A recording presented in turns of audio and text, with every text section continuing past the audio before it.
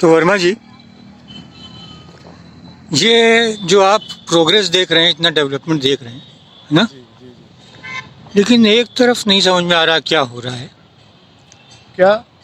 ये कि कांग्रेस इतने सालों से चली, आज 2024 का अंत आ रहा है और ये मानिए कि इनकी मेन सत्ता जो चली राजीव गांधी तक ही चली मेरे ख्याल से। उसके बाद मनमोहन सिंह ज़रूर आए, लेकिन टिकाऊ मेरे ख्याल से नहीं हो पाया कुछ। फुल प्लेस में नहीं आया। फुल फ्लेजेड नहीं आए, टिकाऊ नहीं आए, कई जगह हैं कई जगह नहीं हैं। तो इसका रीज़न क्या है, कुछ बताएंगे आप? इसका एक सबसे बड़ा रीज़न है जो कांग्रेस की हालत, जैसे आपने बताया राजीव गांधी के समय से ही ये स्थिति हो गई थी। राजीव गांधी के समय पर तो ये कह सकते हैं कि उनका पूरा सत्ता था, लेकिन जैसे ही यूपी में सपा की गवर्नमेंट उन्होंने बनवाया, बीजेपी की न बन पाए, और कांग्रेस के जो उत्तर प्रदेश के जो है कार्यकर्ता थे उनको उनकी अनदेखी की गई और सपा की सरकार बनवाई गई।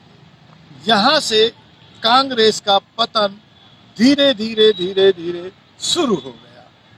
और फिर इसके बाद आपने देखा 1991 में जब राजीव गांधी जी की हत्या हो जाती है, उस कंडीशन में ये कह सकते हैं कि जो पीवी नरसिम्हा राव की सरकार बनी तो वो मिली जुली बनी, फुल प्लेसमेंट नहीं बनी।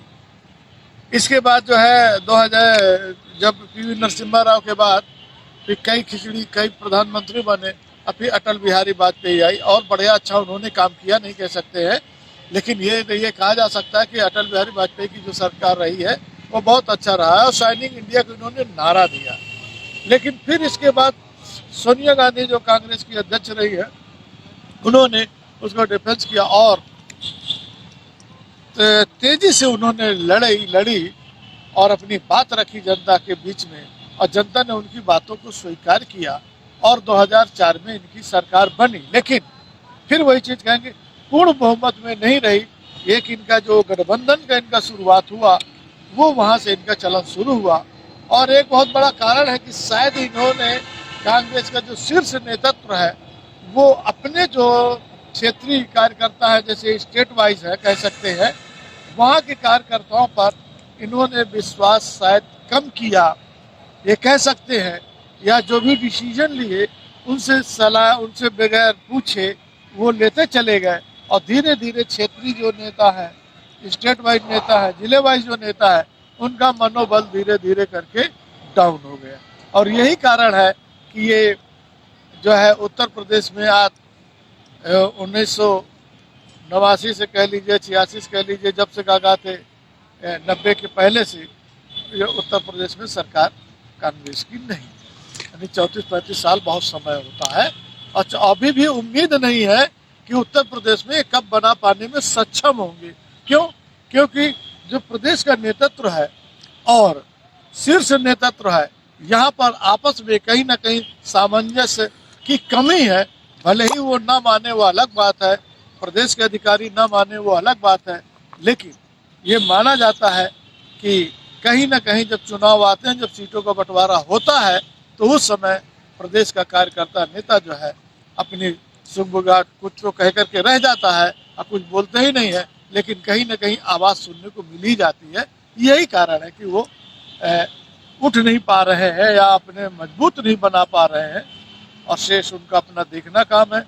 देश की जनता तो चाह रही है, उम्मीदें लगाए बैठी है, लेकिन अब क्या कारण है कि विश्वास नहीं जीत पा रहे हैं, जो भी कारण। ये इसमें वीपी सिंह साहब का रोल क्या रहा है, आप बताएंगे? वीपी सिंह भी भाई, हर एक को सत्ता चाहिए, तो सत्ता में जो सत्ता पाने के लिए दांव पेच हर एक आदमी करता है। अब उनको लगा राजीव गांधी को प्रधानमंत्री बना देंगे और शायद कि क्या कहती है चला नहीं पाएंगे तो निश्चित रूप से हमारे पास आएगी। लेकिन ये दांव उल्टा पड़ गया। राजीव गांधी ने बहुत अच्छे तरीके से नेतृत्व से जो उन्होंने काम किया और देश की जनता के लिए उन्होंने काम किया, कई कानून बनाए, देश हित में बनाए, लोगों के लिए बनाए, पंचायती राज है उनमें से, और भी कई कानून बनाए। और उस समय से राजीव गांधी के बाद आपने देखा होगा कि जो सरकारी कर्मचारियों का पे स्केल रहा वो भी गजब का बढ़ा और बढ़ोतरी होती चली गई।